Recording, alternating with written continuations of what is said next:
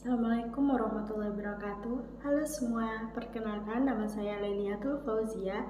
Sini saya akan mempresentasikan buku pengantar studi Islam yang dibuat oleh para beliau, dan di sini saya akan menjalankan tugas dari dosen penghapus saya yang terhormat Bapak Amang Fathur Rahman, SPDI, MPDI.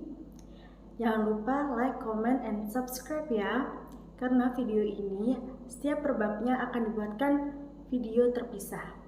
Tugas pengantar studi Islam. Bab 7. Metodologi studi Islam perspektif semiotika. Selanjutnya A. Semiotika sebagai metode penelitian. Kita seringkali resah dengan banyaknya kritik dari saintis terkait metodologi yang digunakan dalam agama maupun penelitian keagamaan. Kajian semiotika di Indonesia seringkali dapat dianggap stagnan karena semiotika hanya digunakan sebagai alat untuk menjustifikasi fenomena empiris tertentu. Misalnya, banyak program studi Islam komunikasi, bahkan ilmu dakwah menggunakan berbagai perspektif semiotika seperti Saussure, Bardes, Baudrillard, dan lainnya dalam menganalisis fenomena keagamaan atau sosial budaya di Indonesia. Belum banyak terdapat kajian kritis yang mendalam tentang apa yang disebut semiotika dan bagaimana sebenarnya signifikasi tersebut ada dalam bahasa Indonesia.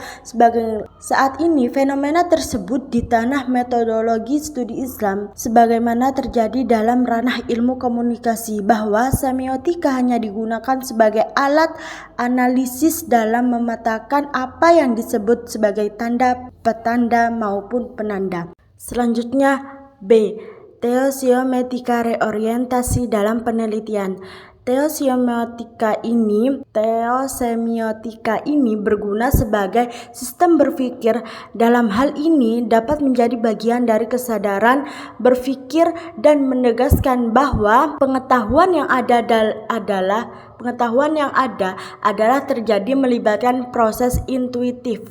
Untuk membedakan dengan teosemiotika barat, ciri mendasar dari teosemiotika Islam adalah asumsi bahwa segala tanda dalam hal ini dapat kita katakan sebagai objek ilmu, bukan hanya merujuk pada dirinya sendiri, bagaimana dalam tradisi dikotomi antara objek dan subjek maupun dialektika antara tesis dan antitesis di barat.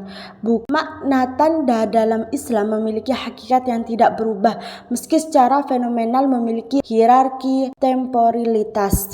Ciri di atas adalah ciri objektif dalam artian ayat sebagai tanda yang maklum dalam istilah Ibnu Arabi di Futuhat, sedangkan teosemiotika Islam sebagai disiplin yang mengandung ciri perangkat metodologis pada tingkat mengetahui dan memahami serta memaknai tanda jenis 1 dan 2. Terkait teosemiotika yang saya tawarkan dalam tulisan ini sebagai sebuah pendekatan dalam metodologi studi Islam berdasarkan teks dan konteks wawasan keagamaan.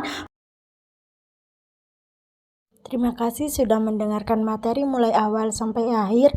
Semoga kalian semua mendapatkan ilmu yang barokah dan juga bermanfaat. Jangan lupa ya, like, comment, and subscribe ya. Assalamualaikum warahmatullahi wabarakatuh.